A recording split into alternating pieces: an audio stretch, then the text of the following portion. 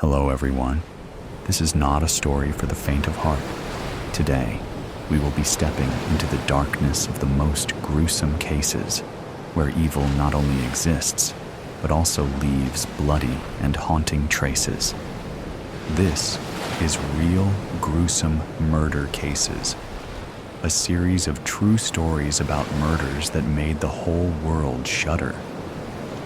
If you are ready to face the cold truth in the gruesome corners of humanity, come with me to delve deeper into each case. Black Book. What is the value of a human life? Henry often wondered this himself. Sometimes it was all he thought about. A person is born, goes to school, gets into a career, and maybe even settles down and has a family. So many factors go into someone's life that it is hard to quantify each variable. Yet, Henry constantly tried to answer the question, and that's why you need to sort the shelves the way the company trained you. Do you understand, Henry? Henry blinked as his manager's words brought him back to reality. He turned to face the red-faced man. Sure thing, I'll get right on it. Apparently unsatisfied with his response, the sniff-necked manager left the aisle with a huff. He didn't know what the manager was upset about this time, but that was his usual response when his boss was angry. Henry felt relieved when he was left alone. The store initially hired him as a cashier. He tried to do his best, but his people skills were subpar. His boss didn't take long to give Henry a new position. Now, he was in charge of stocking and sorting the shelves. It was a peaceful job, except when customers asked him where certain products were. If he had to listen to another customer asking him where the sour cream was again, Henry shook his head at the thought. That was one of the things about people that bugged him. They never even seemed to attempt to look for stuff themselves. It seemed they thought their time was more valuable than his own. During his first few days of employment, the other staff would ask him many questions. Hey, how's it going? Did you catch the game last night? Why do you just stare off into space sometimes? Henry would always answer their questions the same way. I can't talk right now. They seemed to catch on that he didn't want to speak to them.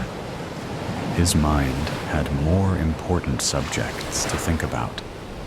He only took this job because Henry thought he could think about life from a different perspective. His real work had been stalling for some time now. Henry just felt like he needed some inspiration to propel him forward. That was what he hoped to achieve, working at a grocery store. So far, all he had achieved was to get a piercing headache anytime he spoke to anyone. As he stocked the shelves, trying to remember how they had trained him, he yearned for something society said was wrong. He checked his wristwatch and saw it was 4:45 p.m., almost halfway done. Soon, Henry could pursue his real passion. Time went by in a blur for Henry. It was 5, then 6, then 7. And before he knew it, it was almost time for him to leave. He looked at the shelves and saw they were all in perfect order. All that would be left for him to do now was clock out and walk out the front door. Most people would then get into their cars and drive home to their families. Henry had no family, at least none that were still alive. That thought used to pain him when he was a kid, but thinking about it now, he felt nothing. He had gotten used to living alone. Besides, since he was alone, no one could disturb his work. Henry had been watching one of his co-workers for the past few weeks, a bright and full of life young female who would be attending a well-known college in the spring. If overheard gossip was to be believed, she had a promising future. She was, however, known to be promiscuous. Everyone at work knew about it, and every time her boyfriend would come to pick her up, Henry could feel the tension in the air. Some guys she had been intimate with even worked at the grocery store. Many of their co-workers would show disgust with the woman, but Henry didn't have an opinion. He was more curious about it than anything. A woman who seemingly has a perfect life does something consistently to jeopardize everything. It fascinates him. That was why tonight he was not going to be going straight home. Henry already had everything planned in his mind.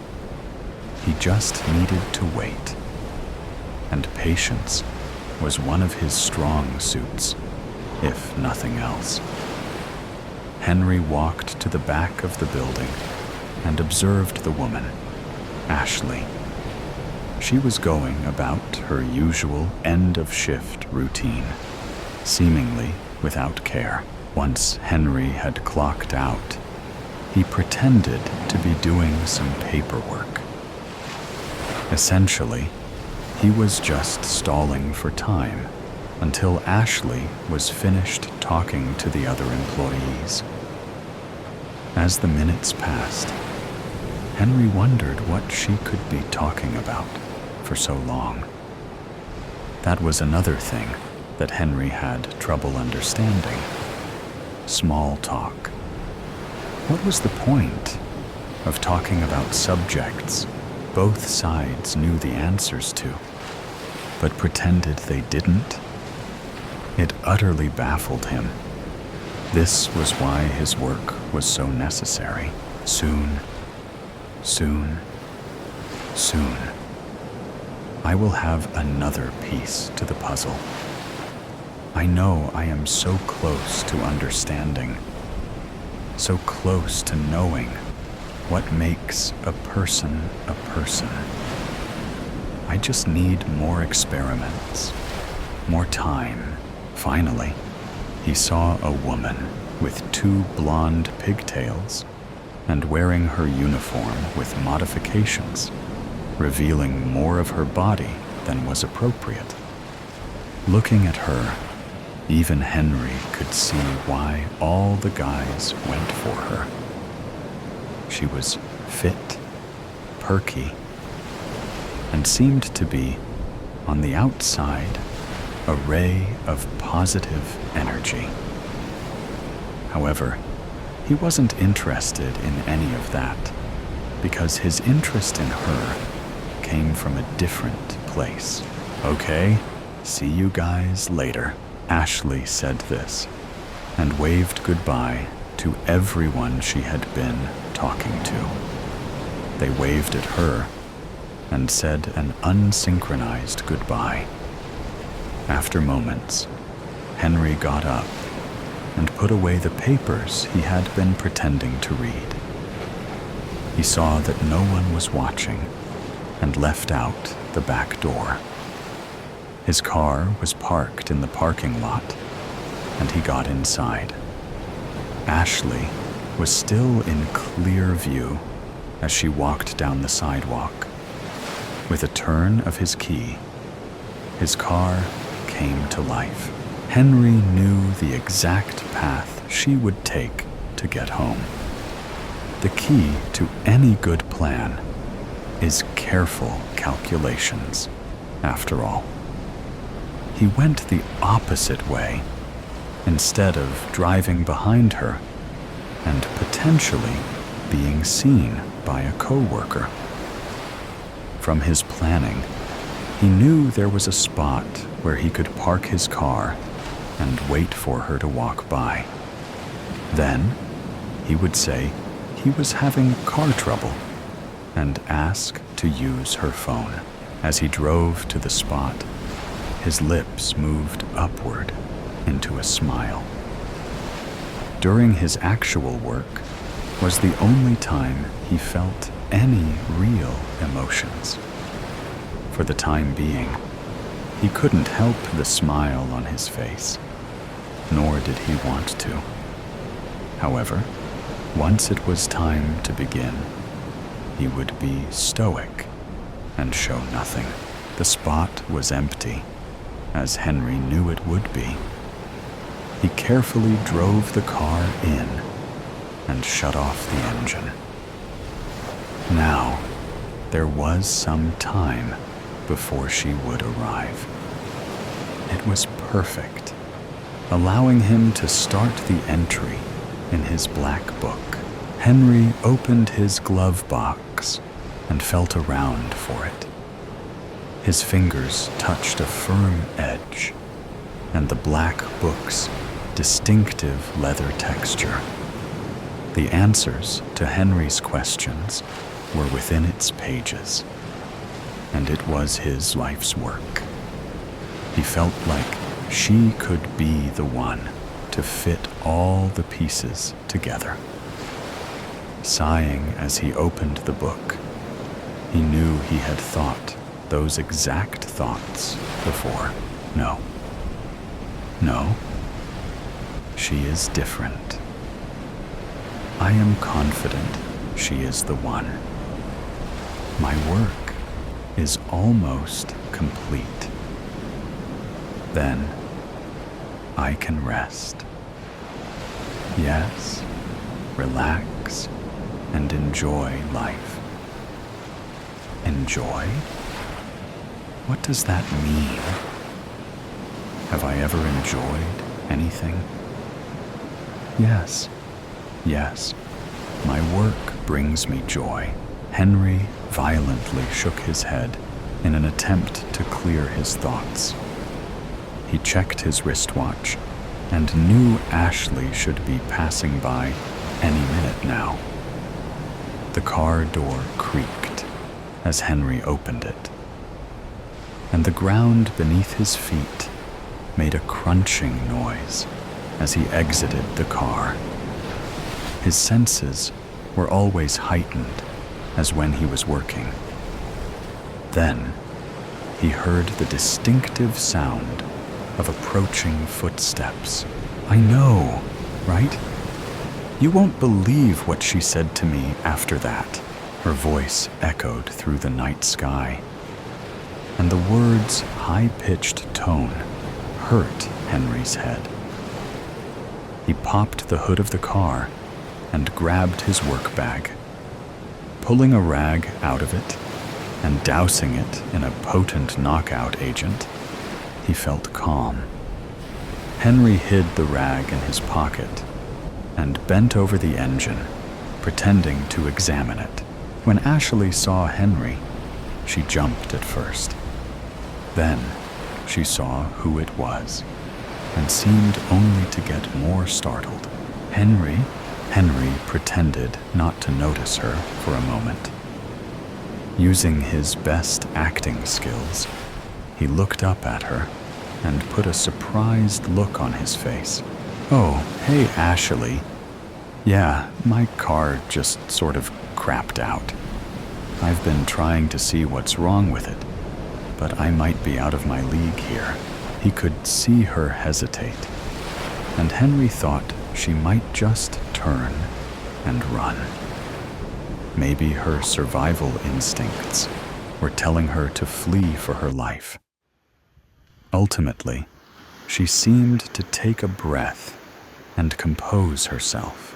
"Did you need any help? You would help me? A strange man in a dark alley?" She chuckled at that, and that confused Henry. He genuinely asked her that question, and she thought he was joking.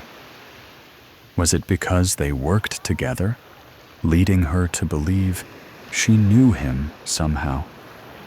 In the end, Henry didn't know. "Do you need help or not? I got to meet up with someone soon." "Of course, that would be great. Thank you. Can you just hold a light over here so I can see the engine better?" "Sure." She opened her phone and turned on its flashlight. Ashley approached the car's hood and held the light high to expose the engine. "Let me just grab a wrench. 1 second." Henry went around to the back of the car and pulled the rag out of his pocket. That was when it happened, and it didn't surprise Henry. His vision started to turn red, and his head began to tremble. His ears began to ring, and he had to hold on to the car as dizziness suddenly overtook him. The symptoms only got worse and worse until he blacked out. When he came to, he was sitting in the front seat of his car with his black book in hand. He sifted through the book, remembering where he got it. It was at a yard sale, of all places, where he first saw the black book. The book seemed to call to him with its ornately designed cover. Immediately, he went over and picked it up. He remembered thinking that this book was what he had been missing his whole life. Henry gave the owner whatever insignificant amount of money they had wanted and left. That was the day his life had truly begun. Now, he had a passion for his work, his genuine work. Focusing on the present moment, he opened the book and read its most recent entry, Participant 264. Name, Ashley. Perky, attractive, promiscuous, naive, trusting, deceitful, social. Performed fingernail removal on both hands. She screamed in agony for several minutes, surprisingly. Then, she became silent. After a few minutes of silence, I proceeded with a finger removal. This elicited intense emotions from the participant, which went on for several minutes. After I removed all the fingers and the screaming and pleading stopped, more work was required. Starting from the wrist, I cut the skin and peeled it back all the way to the elbow. I took great care to ensure the patient didn't black out from blood loss. The results of the experiments had to be seen on the patient's face. This continued until there was no more skin on both her arms. At this point, the participant was slipping in and out of consciousness, and I knew it was time to end the experiment. I used an axe I bought from a camping store, and placing her head against the floor, decapitated her in 2 swings. It would have been 1 swing, but I lost my footing. It was very unprofessional, and I will take care to prevent this in the future. In conclusion, Ashley was an interesting subject, but not the one. She would not be the one to answer my questions. More experiments to follow. Henry sighed after he finished reading. He closed the book and put it back in his glove box. Looks like the book didn't find what it was looking for. When Henry tried to remember his life before the Black Book, he couldn't. If he tried to recall the memories, a great pain would follow. That doesn't matter to me anymore. I am not that person anymore. Move on. Wait a second. Maybe what I need is a fresh start. Just me and my book together. Yes, a new name and a new life.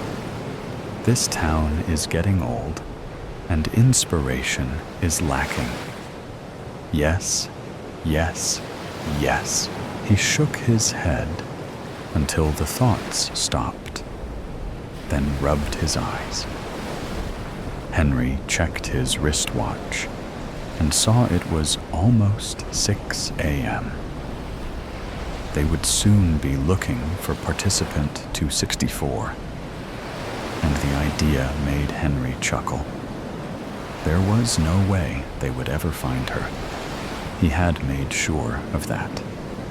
That didn't matter to him, though. He needed to look toward the future, for he was one step closer to knowing the value of a person's life. Bedtime for Muriel. Cocoa, warm, not scalding, with pink marshmallows. And use a mug this time. I don't need to lose any more porcelain by knocking it off the table in the middle of the night. Use your brain, for fuck's sake. Yes, Muriel, said Angela, nodding as she tucked the hummingbird motif duvet around the octogenarian's neck. I'll be right back. You just get comfy and listen to Barry. Listen to Barry, the old woman with the silver hair scoffed, shuffling under the covers as if in criticism of the way she'd been positioned. Why do I have to listen to Barry? He's a wanker. Why do you always play him? Because you love Barry Manilow, Angela replied, making sure the personal alarm on Muriel McCandless's bedside table was in reach. And he's the only one who gets you to sleep. Don't tell me I'm wrong. We've experimented with Neil and Lionel, but you always end up awake all night. We're not doing that again. Barry fucking Manilow, said Muriel, flopping her arms against the mattress like a petulant child. Sounds like a cat being strangled. Absolute wanker. Angela couldn't suppress a giggle as she made her way across to the door, pausing to retrieve the tray laden with pill bottles and blister packs of various medications from the dresser beside it. And why is that horrible painting still on my wall? I told you, I don't like it. It gives me nightmares. For fuck's sake, put it in the bin. I did put it in the bin, Angela said, pausing by the threshold to straighten said picture with her free hand. 10 times. And you always tell me to put it back because it's your anchor, whatever that means. It's a fine painting anyway, one of your best. I have no idea what it is, but those slabs of overlapping color really do jump off the canvas. It's horrendous. I was stoned when I did it, like all the rest. And the idiot sheep lap them up. Pretentious twats with more money than sense, putting value on my neuroses. So true, Angela nodded, leaving the room. But at least they made you a fortune. Now, don't nod off before I come back with your cocoa. She said the same thing every night, winking at the lady of the house, whose head propped up on 2 Hungarian goose-down pillows was glaring daggers. I might have to drink it myself. Don't you dare touch my butler's chocolate, young lady, Muriel called as she pulled the door shut. It's Cadbury's we get for you, and you better fucking drink it. With the thick slab of mahogany secured in the doorframe, Muriel's shrill voice faded, and Angela's giggle turned to a chuckle as she made her way downstairs.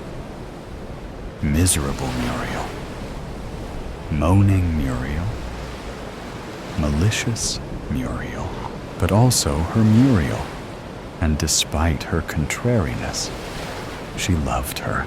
Nobody could put up with her for long. Not her husband, who she said passed away to escape her. Not her kids, who she said found careers in faraway countries to avoid having to visit. Which was good for Angela, who was used to dealing with foul-mouthed, cantankerous old biddies, having looked after her mother for years. It meant she got the gig of a lifetime as a live-in nurse and maid to a world-renowned, reclusive, abstract artist, free food and board, the run of a manor on private land in Wexford, surrounded by nature.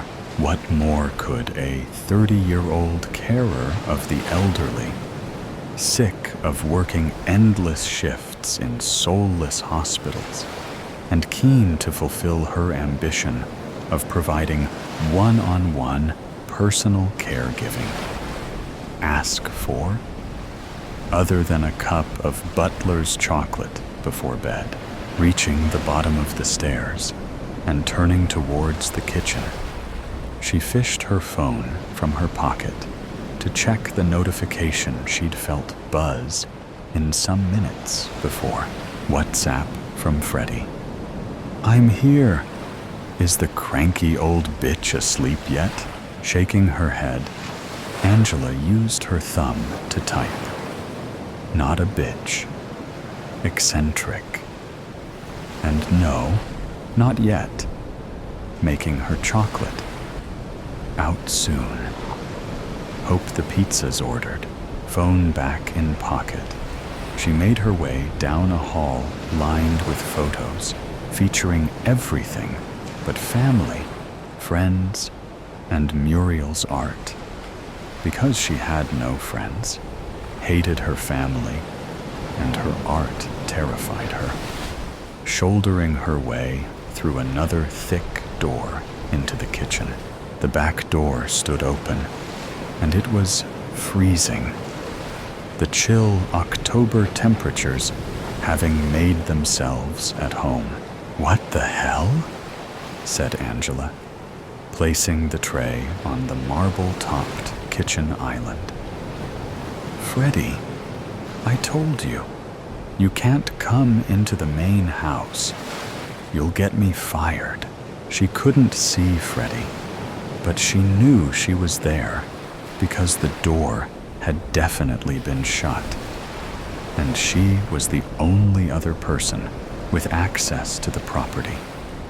Something Muriel had reluctantly agreed to, on the proviso that her boyfriend only came over between 9 and 10 on weekends. Rules, of course, were made to be broken, and it was now 9:30 on Wednesday, with a night of pizza, beer, and Love Island catch-ups to look forward to. And were you raised in a barn? God, Freddie, close the door at least. As she hurried to shut out the cold, she caught a glimpse of movement by the fireplace and tensed herself, waiting for Frederica to wrap her arms around her and lift her off the floor, spin her around, and kiss her. She giggled in anticipation. Just be quiet, okay? Her music's on, but I swear she has a sixth sense. She always seems to know when. Verakel. The odd-sounding words were guttural, rasping, nails on chalkboard jarring. And Angela felt her blood run cold as the door clicked into place, and she smelt something rotten. Freddie? She knew it wasn't Freddie, but she turned anyway, to stare in horror at the bulbous, slug-skinned thing lurching towards her. A dozen yellow eyes in a mantis-like head, blood dribbling from fleshy mandibles as it swung one of many barb-covered tentacles at her head, slamming her hard to the floor. Muriel, because you like Barry Manilow. Sarcastic bitch. I do in my shite.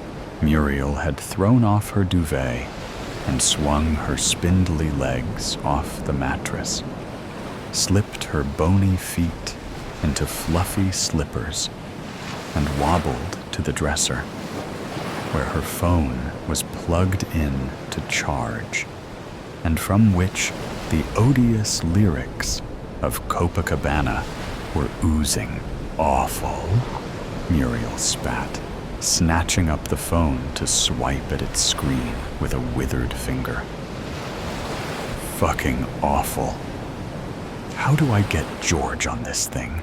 Her efforts to navigate the Spotify home screen were interrupted when her eyes went to the canvas over the dresser, causing her to shiver and moan. Awful, she said again, dropping the phone as Barry sang. She lost her youth, and she lost her Tony. Now she's lost her mind. Told her to put it in the bin. Stupid bitch never listens. I've a mind to send her packing. Her and that long-haired boyfriend of hers. Dresses like a girl. Whatever happened to...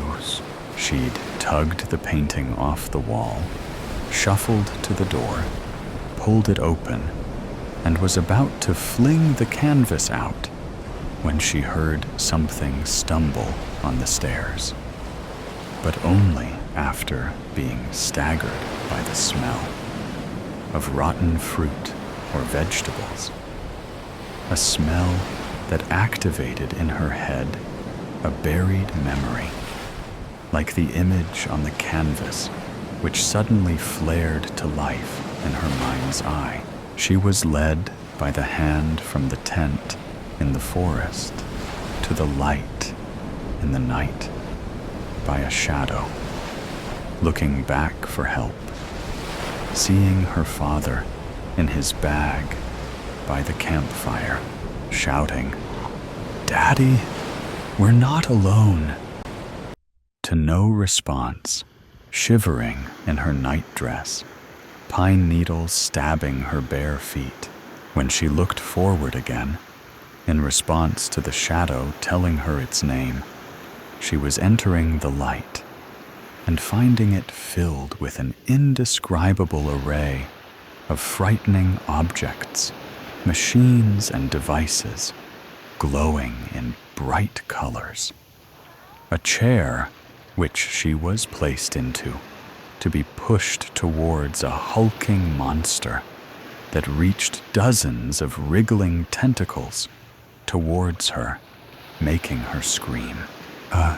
Arnold? She surprised herself by muttering as her knees gave out and she collapsed, landing with her head outside her door, turned towards the source of the smell, towards the glistening black thing that was lurching up the stairs on lumpy legs, like a bipedal squid out of water, black as tar, drooling blood, tentacles whipping in the air. "Arnold," she said again, though she didn't know why, just that the name had entered her head when she recognized the odor, an odor she'd smelled only once in her life and forgotten, an odor she remembered now as memories of that night in June 41 exploded in her mind like Luftwaffe bombs. The night she wandered off during a camping trip with her family and got lost in the woods for 3 days.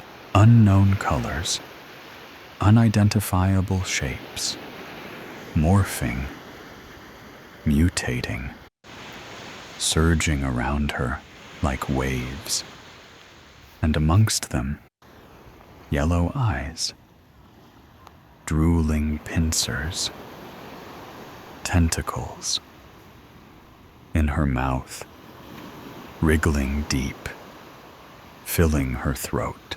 "Are you Arnold?" Muriel asked, pushing herself up to kneeling, watching the monster approach.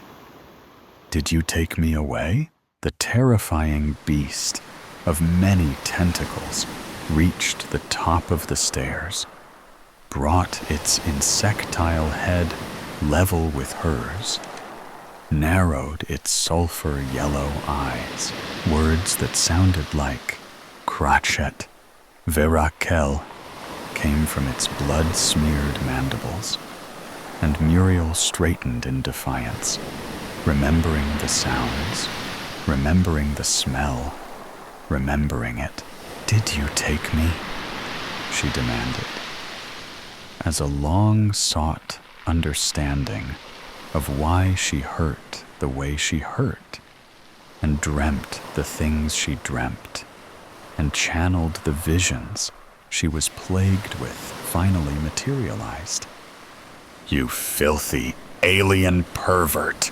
The creature drew itself up to full height, spread its pincers wide, and issued an ear-splitting shriek that sprayed droplets of blood on Muriel's face. "You stole my life!" The fiery 87-year-old spat, struggling to her feet as the monster hissed. "You filled me with hate and anger. Tusak Verakel," it said, stepping closer, swinging its tentacles back to Mu'il. It was Angela, appearing on the monster's back, wrapping her arms around its neck, her face a mask of horror, bloody and torn, flap of skin dangling from one cheek, lips burst, eyes swollen, glaring. "One," she forced past mangled tongue. "Call Po-Rice." The alien monster thing shrieked and thrashed and slammed itself into the wall, reaching up and back, coiling tentacles around Angela's head. Muriel, snapped from the fugue-like state she'd drifted into by Angela's appearance, felt delayed panic race through her and turned, tottered back into her room, swung the door shut, and reached for her phone, still connected to its charging cable on the dresser. "I've been alive forever," Barry crooned, "and I wrote the very first song." For the second time in as many minutes, the old lady's trembling hands gathered up the phone, then dropped it again as the door burst open. An airborne, headless Angela flying through, slamming into Muriel and knocking them both to the floor. Stupid bitch, she thought, propping herself up on her elbows, feeling a heavy weight on her legs, knowing without looking it was Angela. Fat lot of good she was. Should have got rid of her ages ago. Probably let that bastard get in while she was canoodling with... Wait, Arnold? Was that really Arnold? I remember him taking my hand while I peed. Before she could finish the thought, the window over her bed exploded, and millions of shards of razor-sharp glass filled the room, lacerating her arms, legs, and face. Arnold. When the alert came through, he was 18 parsecs away on Vestron 7, helping to quell an uprising organized by the anarchic Micropian Party in advance of upcoming elections. And he cursed himself for falling for the ploy, although he'd been transferred to the president's personal security division. The rebel leader, Pleekvar, knew he wouldn't be able to resist returning to his homeworld to help the ground troops subdue the dissidents. He had knowledge of the land that would prove invaluable to their efforts, so it wasn't a stretch to predict what he would do when he heard of the unrest. Anti-libertarian, Micropian scum tarnishing his beautiful Vestropolis? Unthinkable. Arnold Edibold couldn't stand by while such a violation occurred, and he hadn't.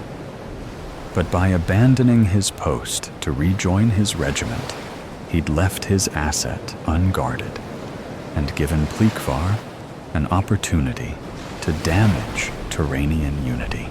He would be banished to the frozen wastes for such an indiscretion. So as soon as he received news of the security breach from the capital, he knew what machinations were afoot and commandeered a starhopper to take him from Vestron to Earth. A trip through the inner cosmos that normally took several hours, but he accomplished in one as he raced to avert disaster, a feat he was sure he had failed when he teleported down to the grounds of the manor and discovered the remains of a human female scattered across the lawn. "I'm too late," was his first thought. "We will lose the elections. The anarchists will seize power. The Turanian nation will fall, and I will live out my days on an ice-cold rock near Cetron, where his second, third, fourth, and fifth." Then he heard sounds of commotion from a room on the second floor and realized he still had a chance. He raced to the wall, used his tentacles to climb it, eyes narrowing into slits as he prepared for battle, reaching the window and smashing through into the sleeping quarters of the one he'd sworn to protect. Muriel McCandless, now much older than she'd been when he left his post 2 days before. 14 years older, to be precise. She was on the floor, under a corpse, covering her head with twig-like arms as glass rained down around her. Arnold landed on a pink platform under the window as the assassin pounced into the room. placed a foot on the small of Muriel's back, snaked its tentacles down towards her head. It glared at him while it coiled its limbs around her neck. "Cratchit, Virakel," it snarled, and Arnold looked on in defeat, knowing he couldn't do anything before the rebel ripped the head off the human. They'd hacked the Capitol's data files. They'd found who they were looking for. They'd determined her location and knew they had time to take her out. They'd put a plan in motion, and it had worked. They were seconds away from causing an election upset. Unless the president would not be happy. But there was only one thing he could do. "Daddy, we're not alone," he said in perfect English, mimicking the voice of the 5-year-old girl in the woods. The only thing she'd said beyond screaming when he took her from her family 2 weeks before. The words they'd recorded and used, buried in her subconscious as a trigger to put her mind in a coma when needed. Beneath the rebel's foot, Muriel's body contorted, spine snapping, head twisting, neck breaking, eyes staring up at Arnold. Fuck you, Arnold," she said. "You evil bastard." Her final word trailed off as her head exploded, and from the hole in her neck came Vera Kell, howling as she grew from shrunken embryo to full-size adult in a matter of moments. The rebel fell back, tentacles around the emerging president, becoming entangled with hers as they grew from her torso. It was trapped, and it hissed, and it roared, watching Vera Kell's head fully form, her eyes blink open and stare.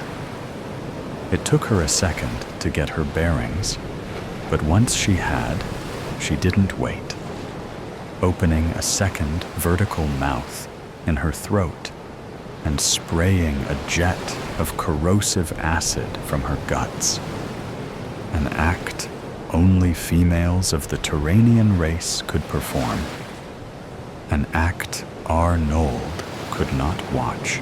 He stared at his feet while the anarchist screamed at the unstable pink slab he was standing on, and the earthbird illustrated puffy material, balled up at its end. Pretty, he thought. Looks soft. Inviting. Why don't we have such niceties on Arnold, the president said, snapping him to attention and bringing his gaze back up, avoiding the steaming mass of goo by the door. Yes, ma'am? What transpired today? Why the intrusion? Anarchists, ma'am. Pleekvar hacked the Capitol's databanks, found out you were vacationing on Earth in a human host with me watching over. Saw it as a chance to take you out of the running for re-election. Initiated an uprising on Vestron through 7 to lure me away. Sadly, I fell for it. Thought they could use a local to help. Then he sent someone to eliminate you. I see. But you found out? Capitol agents got wind of it and alerted me. I returned at once, but too late to do anything other than wake you. I apologize, ma'am. Vera Kell grunted, looking around the room. Fuck, she said, in her characteristic, crude way. Ma'am, couldn't even get 2 shitting weeks to myself before starting on the campaign trail. This was a good life, too. Fun, but interrupted right before the end. What bullshit. Human passings are the best fucking bits. Sorry, ma'am. Don't apologize. I'm alive, aren't I? Thanks to you. Did you say that asshole Pleekvar orchestrated a rebellion on your homeworld? Yes, ma'am. Is it quelled? No, ma'am. I had to leave before... Then what are we fucking waiting for? You have a hopper, I presume? Let's get back to it. I'm in the mood for melting more anarchists. And then I'm going to kick the living shit out of Pleekvar. And so, exiting a crime scene the likes of which had never before been witnessed, Vera Kell and R. Nold left Manilow behind, singing, "We'll just go on burning bright somewhere in the night." The doctor, "Don't touch me. Keep your distance." I've heard that every day now for 9 months. Doesn't make things easy when you're the town's GP. First, it was the fires. Then it was the virus. Everything has turned to shit in Maui after the president was re-elected. Okay, he probably has nothing to do with it. But we need to blame someone, don't we? I put on my PPE bunny suit and wait at the Kihei Pier for the boat to arrive. "Second boat this month," the sergeant says. "Locked and loaded," I say, showing him my assault rifle and giving him a hint of a salute, even though military ranks no longer exist. Good stance, Doc. Besides being able to hold a rifle, I'm here to do spotting. Being the town's GP, people think I'm the best person at detecting who has been infected. What I don't tell those people is that the virus is invisible, and we don't have any medical supplies or way to detect it. And since we've run out of insulin last month, I've lost much of the feeling in my fingers. And my toes? We've lost our connection weeks ago. One day at a time. I need to carry on. I have a duty to my patients. The boat nears the dock. The men on board are pointing guns back at us. It makes sense. They are as suspicious of us as we are of them.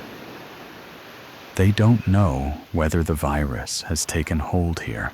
They look nervous. That's a good sign. I hold my numb finger well away from the trigger of my AR-15. When the takeover began, it was easy to spot them. The freelancers. The first thing they lost was self-care. All they did was work. They spent no time looking in the mirror. All they wanted to do was to book billable hours. We normal people used to work 8 hours a day. They could work 20. But lately, the gig guru's AI has injected more of a human touch into the virus, leaving just enough human instinct for them to fly under the radar. Unless one is very, very discerning. A man on the front of the incoming boat shouts, "Honolulu Medical Supply Run, Captain Johnson from Tripler AMC." The sergeant gives a proper military salute to the boat. "Sergeant Jaworski, Are we good to dock, Sergeant? All good here, Captain. The sergeant nods and signals the others to tie up the incoming boat. A moment later, Captain Johnson jumps off. I study his face closely. Well-defined cheekbones. We've all on a starvation diet these days. He notices my stare. Hey, chill out. We're friendlies. I keep my distance. Gig Guru's virus is so large, it doesn't spread easily. It can't travel through the air without its high molecular weight, making it drop to the ground. How it infects people, no one is exactly sure. Every story that changes history begins with a spark. An event so small and insignificant, no one noticed it at the time. Hitler giving his first speech on a corner in Vienna. The CIA attaching a missile to a drone in Afghanistan in 2002. The AI apocalypse started with something even smaller. In 2020, Gig Guru, a freelance company, sent health supplements to its workforce. They saw the programmers who received free yerba mate pills booked 12% more hours. The creatives who received green tea extract had higher customer satisfaction scores. It worked so well, Gig Guru hired data scientists to expand their biohealth program. The scientists expanded the system to program to giving freelancers suggestions on how to receive ADHD prescriptions. The next year, they requested their DNA samples. We've been vaccinated, Captain Johnson says. The military lab in Honolulu has come up with new tech. We're here to bring it to you. The captain holds out his hand for a handshake. I instinctively back off. Why didn't you let us know about this over the radio? The sergeant asks. Operational secrecy. The sergeant nods. Apparently, this makes sense to him. The captain and his men haul crates of medical equipment off the boat. They take over our abandoned ice cream parlor at the end of the pier. Someone yanks the starting cord on the generator they brought. The lights turn on. They begin plugging in all the medical equipment. The rumble of the generator and the displays lighting up signals. Modern civilization. Something we are all longing for. I feel it's my duty to safeguard the best interest of my patients.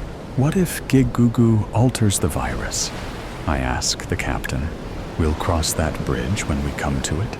I look to the sergeant for his opinion. The sergeant looks uneasy, but he defers to the captain. The scale of the military presence in Honolulu is hundreds of times greater than ours. And what do we have to lose? I'll go first, the sergeant says. He leads from the front. I stand back and him receive a series of medical checks. They take a vial out of a freezer box and give him an injection in the shoulder. Don't feel a thing, he says with a big grin. The one he gives us when we are all worried about something. Everyone in our community receives their injection before me. I watch them closely for side effects. I can give aid if needed. Finally, it's my turn, and I sit down. Captain Johnson takes my blood pressure and oxygen levels with the jury-rigged equipment. I don't recognize some of the machines that they've put together. Your blood pressure is running a bit high, but everything else is normal. How have you been feeling lately? A little off, but hanging in there. I feel my ribs poking out from my aloha shirt. Any symptoms? He asks. I stare at my toes. The ones I can't feel. It wouldn't help to complain about diabetes right now, so I say nothing. I'll ask later if they have any insulin on Honolulu. All good, I say. This man is a great patient. The captain looks at all his equipment and winks at his crew in the room. I stand up from my chair, and he gives me a hug. I want to shed a tear, as I haven't been hugged by anyone for years. I think of my daughter and how much I miss her. She's in California. It's probably too late, but I think there's still hope. Thank you for your service, Doctor, the captain says. He hugs me even tighter, his arms almost crushing me. Someone comes up close behind me. I feel a sting in my buttocks. He's the only one infected, I hear him say, before everything goes dark. The Adventures of Jack and Celine. Content warning. Bugs, fire, darkness. Not for the first time in his life, Jack's Sunday afternoon was saved by vintage pornography. There was a magazine in the dusty antique store, full of printed reproductions of saucy sepia scandals, and he flipped through with a schoolyard grin. "Oh my God," said Lisa. "Don't look at that, you jerk. Hey, you dragged me out to this dump, so don't complain. And I ain't jerking anything. Yet." Lisa rolled her eyes and made that "don't be gross" groan. Or maybe it was the "don't embarrass me in public" one. Whatever. I'm going to go look at armoires and pretend like we're not engaged. Love you too. Jack flipped through a few more magazines, and it struck him how natural everyone looked. No airbrushing, no Photoshop, not like it even existed back then. Their bodies simply were as they were, adequate. Did society just have much healthier ideas of body image back then?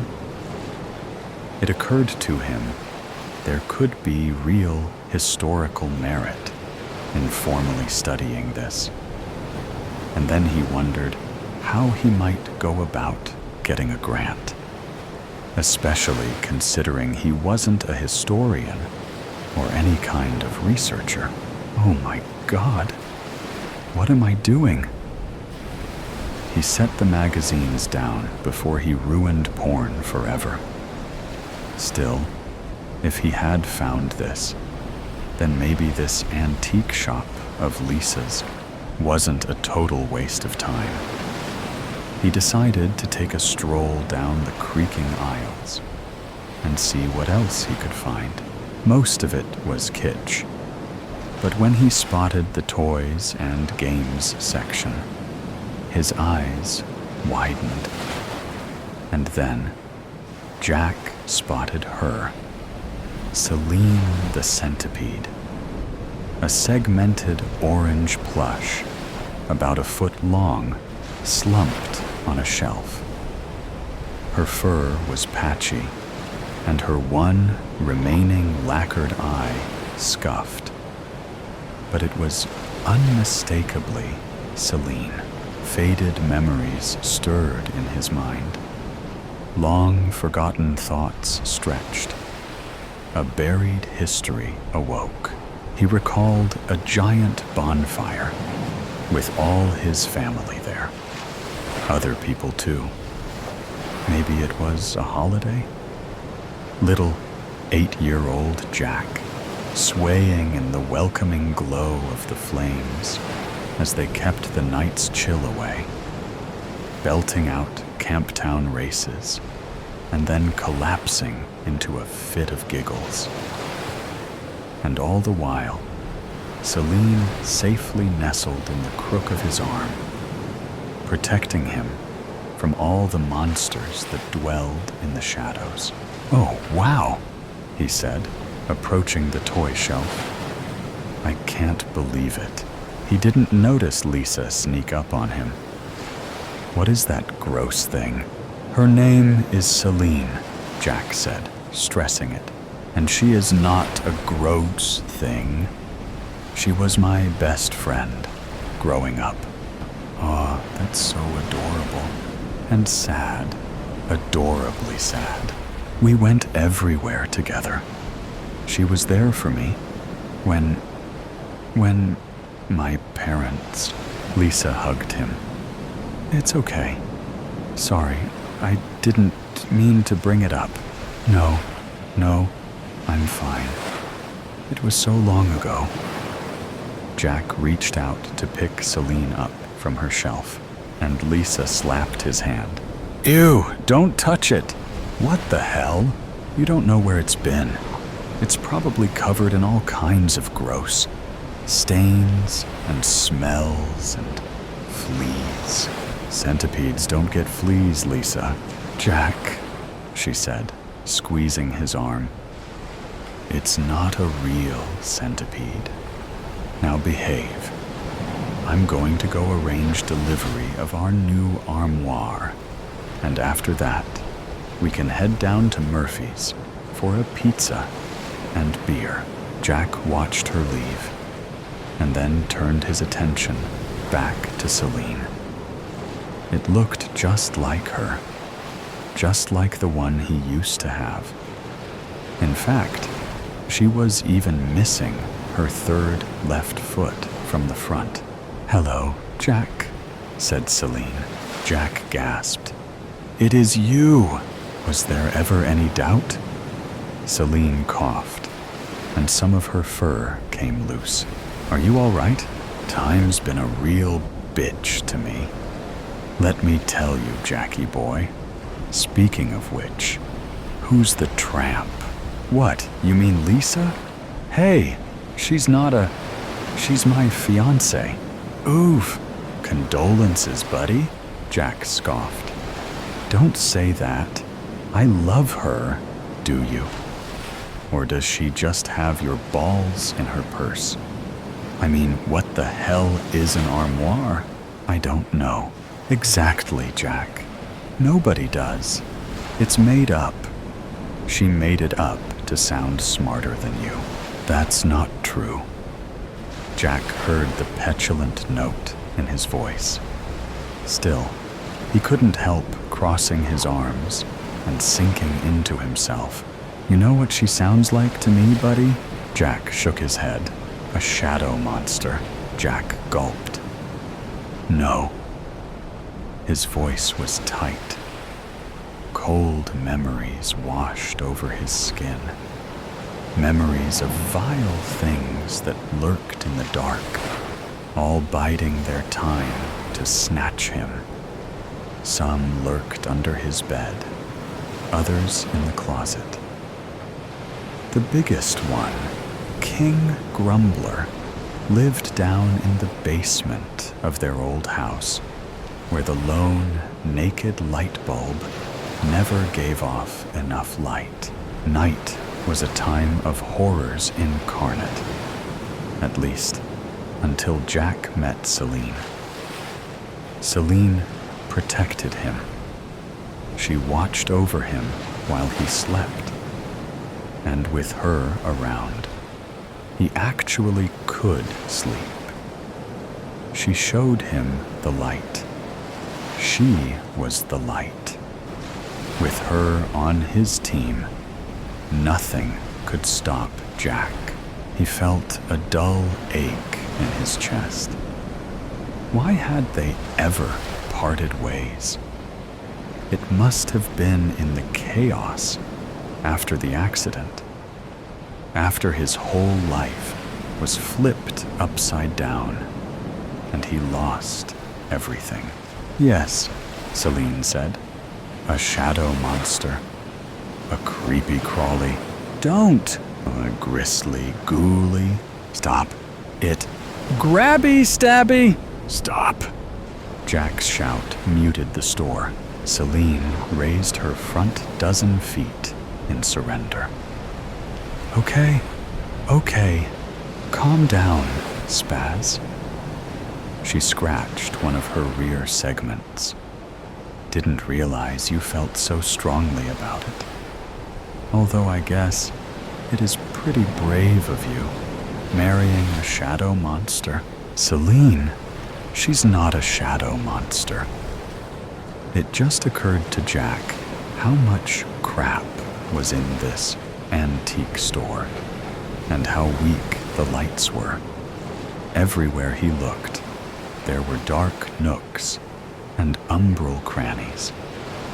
A life-sized suit of knight's armor cast a long shadow down a narrow corridor. But the suit was also big enough to hide at least 3 monsters, if they were real, of course. Jack shook his head. He wasn't afraid of the dark anymore. He'd outgrown it. I don't know what you see in her anyway. I always thought we were better together. We even have a ready-made couple's name. Celiac. Did you just ship us? And what the hell, Celine? Why would you go with Celiac instead of the obvious Jacqueline? Oh, Jacqueline. Celine weathered another coughing fit. You're right. That's pretty. I like it. So, we're agreed then? You're gonna dump the chump and roll with me? What? Drop the slop. Ditch the bitch. Punt the Celine, what has gotten into you? She wasn't always like this, was she? It used to be all fuzzy hugs and warm giggles and whispering secrets to each other long into the night. For all of his worries and all of his fears, she always had an answer. She'd been just what a frightened, lonely 8-year-old needed. But Jack wasn't a child anymore. I'm not leaving Lisa. She's the best thing that's ever happened to me. And that's a fact. Celine drew herself up. Unbelievable. Crossed dozens of feet. After all I've done for you. She shook her head at her neighbors on the toy shelf. I should have expected it. The shadow apple doesn't fall far from the shadow tree, it seems. What's that supposed to mean? Your parents were the biggest shadow monsters of all. That's not true. Come on, Jackie boy. It's your bedtime. No snacking before dinner. Brush your teeth, young man. They were insane. They were. Jack gulped. His memories of his parents were few and far between, but he knew they were good people. Weren't they? All those things, they just sounded like regular parent things. Celine leaned forward and clapped her feet. Oh my God, you don't remember, do you? Remember what? All I remember is, you used to be nice. Like that time we had a big bonfire with all the neighbors, and we got to stay up way after bedtime, and we sang Camptown races and laughed, and that nice lady gave me an apple juice. Nice lady? That was a paramedic, you dumbass. What? Come on, remember. Celine started humming Camptown races. Jack remembered working on a project earlier in the evening. Lots of papers, shredded papers, papier-mâché. That must have been it. An art project to show his parents how much he loved them. Only, in his memories, he was scattering the papers all around the house. Celine cleared her throat with another cough and began singing. Grab a lighter and some gas. Doo-dah, doo-dah. Kill the shadows with some flame. Oh, dee-doo-doo-dah. Jack remembered. With Celine clutched under one arm and the other arm dragging a gas can all over the neighborhood, he belted the lyrics out at the top of his lungs. She provided harmony. She told him where to go, how to arrange things, and when everything was ready, start your lighter, Jackie love, and give the gas a little kiss.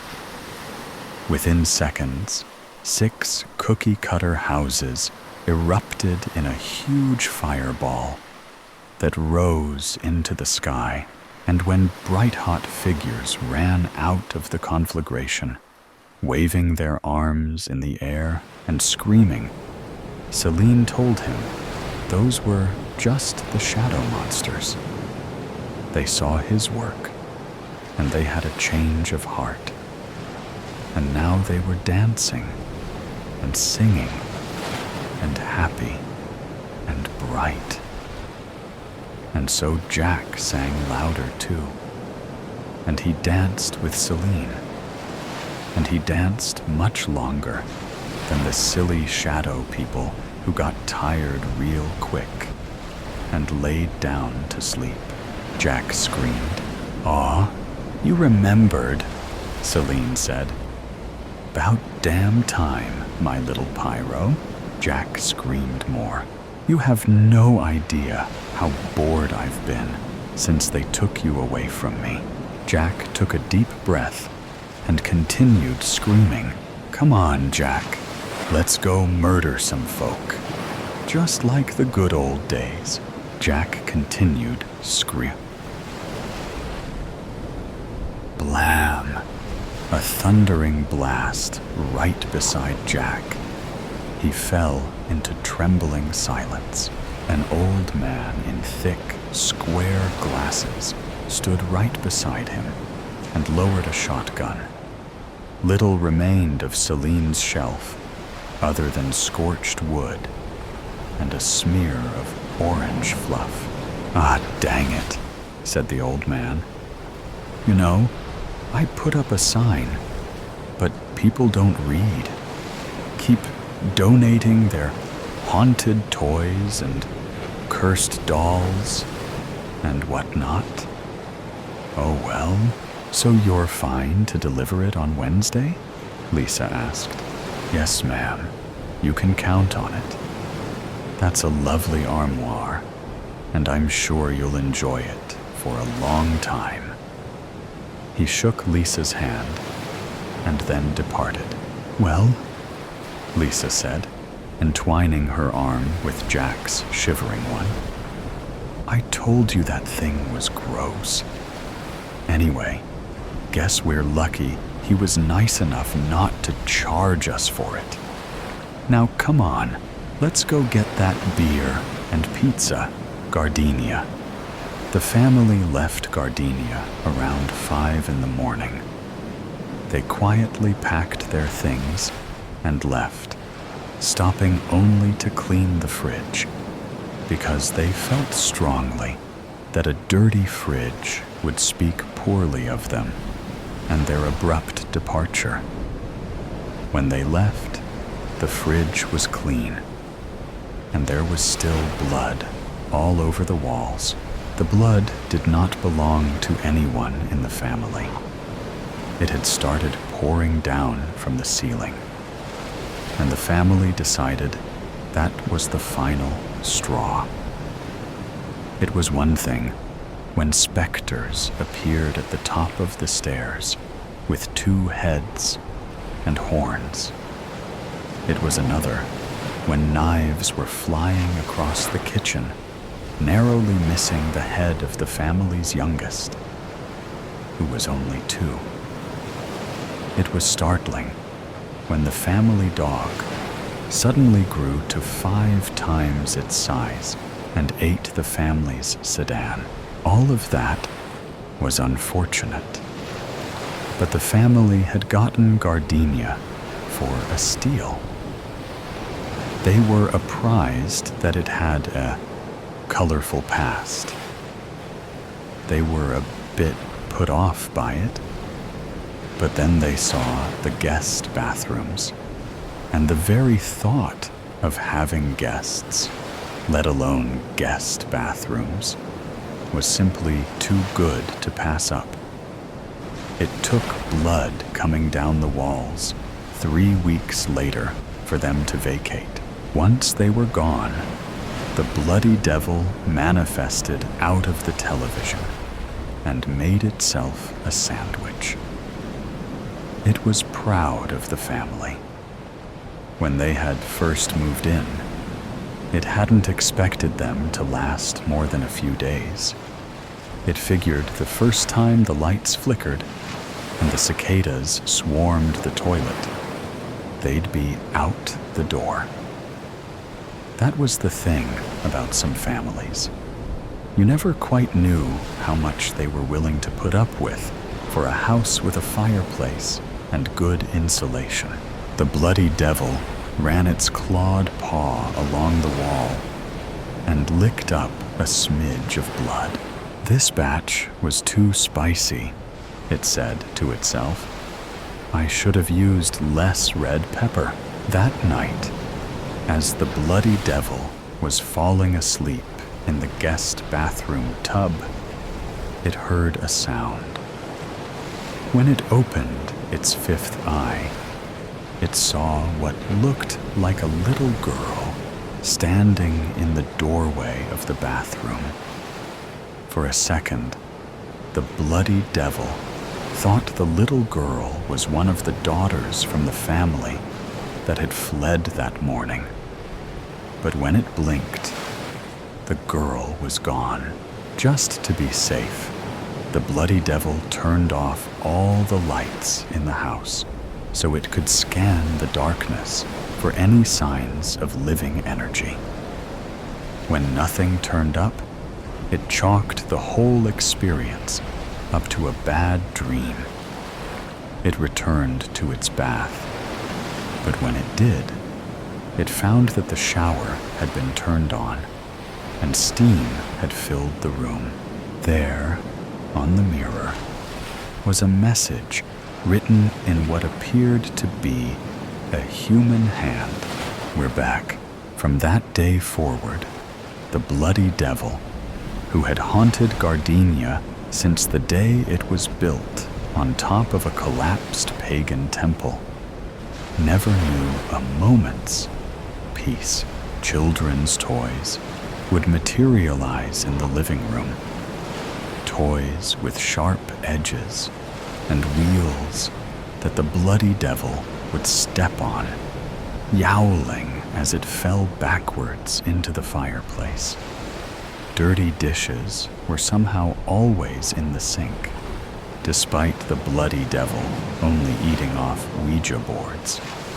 At night, as it tried to sleep, it could hear the sound of a man and a woman in the next room. I'm telling you, we don't have the money to stay an extra night. We'd have the money if you took that job my father offered you. We've been over this, Natalie. I am not taking a handout from your father, so I guess you have to tell the kids why we're leaving Orlando early then. The conversation didn't scare the bloody devil as much as it made it very, very anxious. Were Natalie and the man going to stay together? They sounded so unhappy. Were they going to break up? Why was he hearing this when they weren't even here? That wasn't the only time it heard voices. You are not going out dressed like that, young lady. Jessie's mother lets her go out like this. That's why Jesse's going to end up in a documentary someday. What does that even mean? The bloody devil would hide behind the couch whenever these arguments were going on. It couldn't locate the source of the voices, no matter how hard it tried. But it also couldn't bear to just sit on his throne, made of vole skulls, and pretend it didn't hear the conflicts. They were always so domestic. It preferred higher stakes, life and death, passion and terror. Hearing a mother and daughter go at it because the daughter put on too much eyeliner made the bloody devil want to rip off one of its two heads, the one with the ears. After a century of living in and haunting Gardenia, it was the taco night that made the bloody devil abandon the house. It wasn't expecting any trouble, what with it being a Tuesday, and what with taco night always being something the family seemed to look forward to, based on what the bloody devil could surmise going off only voices and the satisfied sounds of chewing, while a mysterious odor of sour cream and pico filled the air. It made the bloody devil hungry, but it couldn't eat anything because there didn't appear to be any food there. It was torturous being exposed to such lovely aromas without being able to feast. It tried to placate itself by gnawing on the leg bone of a unicorn, but it just wasn't the same. The taco night started out fine, as best the bloody devil could tell. Plates were laid out. Soft shells were placed next to hard shells, and the dad made a corny joke about tortillas, as he always did. Groans followed. Then some clanking of silverware and the sound of mastication. The bloody devil bit down on what little bit of meat was left on its unicorn leg, but it fantasized about what the ground beef must taste like when covered with shredded cheese and lettuce. That was when one of the daughters announced that she wouldn't be attending her own high school graduation. The bloody devil had no idea why the teenager chose this instance to make such an announcement, when everybody seemed to be having such a nice time. But as far as the bloody devil could tell, this was just something teenagers did. They found themselves in a pleasant moment and felt a compelling urge to ruin it. Right away, there was a fracas. The mother informed her daughter that she absolutely would be going to graduation because she and her husband did not work and save to send their daughter to a fancy private school, only so that she could skip the grand finale. The daughter then pointed out that the mother doesn't work, so really, it's just the father who should decide if the daughter has to go to graduation. There was a pause. While the bloody devil imagined, the mother waited on the father to back her up. But then the father just said, "I didn't go to my graduation either." And then the mother exploded on the father, which led to the teenage daughter shouting in defense of her father, while the youngest child cried, and one or two middle children began to loudly sing some song about gravy and a turkey's neck for no discernible reason, other than maybe trying to diffuse the tension or quell their own anxiety. At one point, it sounded as though someone, probably the mother, went around picking up the various plates full of soft shells and hard shells and pico, and began smashing them on the floor. This led to more noise, and somebody ran out the front door, slamming it behind them. The sound of the door slamming was like a shot going off inside the bloody devil. It had to leave. It had no choice. It couldn't live like this. Maybe it should have stuck around for the children. After all, the bloody devil might have been made from the nightmares of demons and the spirit of Lucifer. But it was at least civilized enough to know that children need a stabilizing force in their lives. And maybe the bloody devil could provide them for them. But how? No, it was no use. Sticking around wasn't a good idea for anyone. The bloody devil left Gardenia around 5 a.m. the very next day. Shortly after it departed, the family returned back to the home. They had taken a Ouija board from the fridge before they left. The bloody devil was always leaving its dirty Ouija boards in the fridge. They soon discovered that the board was a kind of portal into the house, and when they saw the bloody devil growing comfortable in their home, it made them angry. Not angry enough to do anything about it, of course. A bloody devil was still a bloody devil. They had no intention of going back. But soon, living in the rental home they occupied after leaving Gardenia started to feel suffocating. They began to argue. The eldest daughter began to act out.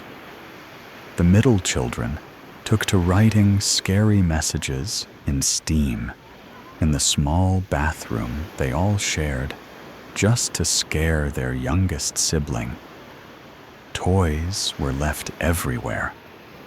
It all built up to a taco night that was, without question, one of the worst nights in the family's history. It wasn't until the next morning when one of the middle children brought the Ouija board to her mother as she was tossing another dirty dish in the sink. She pointed out that the bloody devil appeared to have left Gardenia. Natalie, the mother, moved the board all around so she could see each part of the house, and sure enough, there was no sign of the bloody devil anymore. "Well," she said, "I suppose that means we can go back." As for the bloody devil, he never went back to Gardenia, but that's probably for the best. It doesn't mean he loves the family any less, but that's mostly because he never loved them in the first place.